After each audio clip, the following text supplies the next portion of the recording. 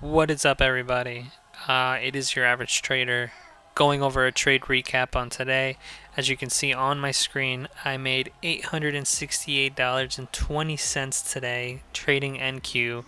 So let's take a look at what happened today. Just refreshing Forex Factory here. We see that we had unemployment claims in pre-market and we had some orange folder news throughout the day. But let's take a look at what happened on the higher time frame. So looking at the week, we see that we are still coming down hard. We had an open high, so I'm expecting low close. So we might have put in the low, and we might end up closing somewhere within this range. All depends what happens overnight. But because of that, in the morning I was expecting us to continue down. We gapped down overnight, as you can see, and we were somewhere roughly around here on the day. But what I was looking at was for price to come down specifically to, what level was it? I had a level marked out. I believe it was over here. But as you can see, we are respecting bearish order flow on the higher time frames. This is the 4 hour. Looking at the 1 hour, we came up, pushed up during news actually, and came crashing back down. So I'll show you the two different trades that I took to be able to get that much money that I made today. So looking at the lower time frame, as you know, I like to play using the quarterly theory, and because I pair that with my higher time frame context and narrative just to see what's going to happen, right? So we were expecting for price to come down.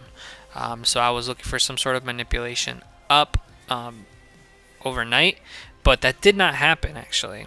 That's the strange part of it, right? So I looked at Asia session, but I didn't really trade it. So this morning, in the early hours of the morning, I looked at midnight to 1:30. I saw that we were accumulating, and then here at 1:30 we jumped up and dropped down hard. Initially, I was actually looking at the fact that when we did open up, we came up and dropped down and jumped back up. And it seemed like we were on a small downtrend. So I figured that the manipulation was going to be down, and it may have bled into this sub-quarter right there. And so that's exactly what it did. I actually went short here, one contract, and I averaged down right here. So this was a long wait, right?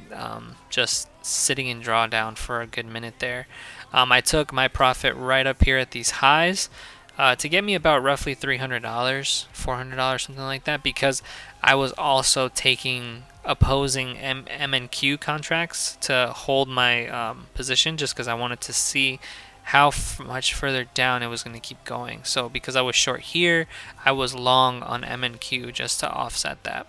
And then once I saw that we started pushing back up, I let go of my MNQ position roughly around here just to make 300 up here. So sloppy execution, honestly, but regardless, the thesis was correct that we were going to drop down and bounce right off of that. And then this morning, right, we saw that we manipulated below midnight open. So I was bullish for the market open and also for the news drop. And so because of that, I wanted to go long right here at 6 o'clock, or at least below midnight open. Right under this low would have been a great turtle soup entry, targeting this high right there. And that's exactly what you got, right? That was a solid up move because of this manipulation down. But I didn't get to the market until 9 o'clock. And so because of that, I was expecting distribution up because of that manipulation down. But I was also looking at this here on this quarter of the distribution phase for the day. We accumulated shorts and we manipulated up. So I was expecting us to come back down, and it looks like when I entered short, I actually stepped away. I had to walk away for a bit there, and I was looking just to make another extra $500 this morning.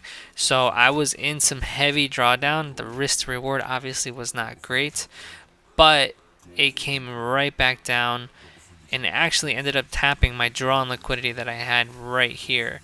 So this level, I believe, is a 1 hour level that I had from before. Let's take a look.